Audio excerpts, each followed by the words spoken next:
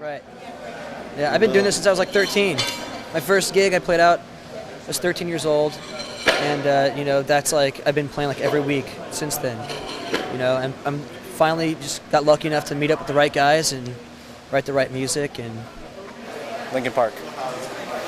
we're lucky that we all work really well together and everybody's really talented. Even if you have a good idea, it's very difficult to pull those ideas in and actually be able to represent those ideas. We looked at every song like this song is going to be the single. We have to really make it work for the band, and it was all about the songs. Coming with that approach made making the record easy and really fulfilling, and it also turned out to be something that's really enjoyable to listen to. So we really wanted to create an experience for the people that are able to hear it, almost like if you were going to a great movie or you were on like a cool ride or something. We want the album to really grab you and you know, move you from the first note to the last note on the record. And that's why you'll hear the variety of styles of songs that we put together, you know, to make the album, and we took out some things that didn't work because we wanted, you know, again, it's like from step to step, from song to song.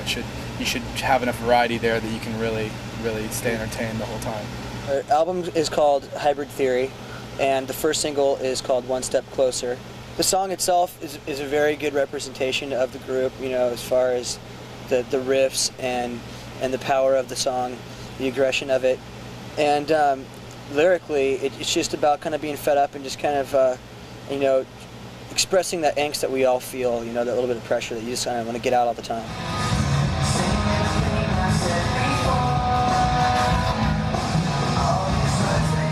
It's been pretty rad. I just saw some dude walking around in like crazy like monk paint, just big guy that luckily I don't have to fight him or anything in the video. But I think there's gonna be people like hanging upside down doing martial kung fu, arts, and we're actually shooting it in an old subway tunnel, like a 1930s subway tunnel that the city abandoned, and they've got it all lit down there. We actually had our friends who are local artists graffiti up the walls, and it's going to be pretty crazy. The vibe is pretty much like Blade Runner meets The Matrix.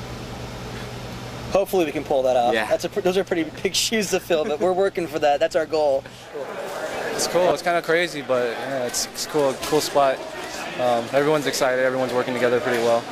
So I think we will have a good finished product. Yeah. When we play live, that's when we really feel like we are accomplishing our goals, and we're getting out there and just performing our hearts out. And people respond so well to a good live show. It's like, you know, you could have a great record and everything sounds good, and you know, you can't pull it off live. It's like it's pointless, you know. But even if you have a decent record and you're a great live band, you know, it's like you're gonna have such a more productive and a lot more fulfilling career. You know what I mean? Well, at least mixing rap and rock is something that's relatively recent as far as like popular radio goes. But I mean, when we first started the band five years ago, we were doing exact same thing we're doing now, you know. And I think that with that experience under our belt and the songwriting, you know, that's what we hold on to as something that hopefully can be timeless, you know. I mean, we love like electronica music, trance, hip hop mainly, but just anything experimental, whatever, just like pushing sonic boundaries, you know.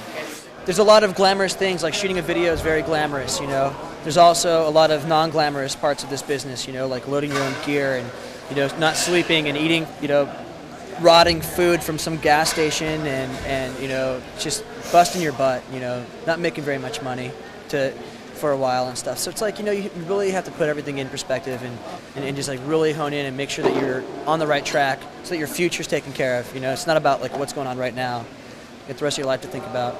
So when we were looking for a vocalist, we sent Chester an instrumental tape of the songs and asked him to sing to that and get it back to us. He skipped his like 23rd birthday party, just left, recorded this stuff in the studio, and calls us up the same night we sent it to him and goes, "Okay, it's done."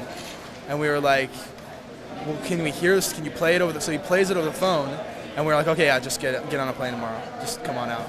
His voice just sounded perfect. I always dreamed of being a singer, like for a major band, and now that dream finally came true. So it's been like my whole life. I've pretty much just like always said, I'm going to be a rock star, you know, kind of kind of teasing and or kind of silly, but at the same time, I always did dream of it. So, you know, it's cool that it actually came true.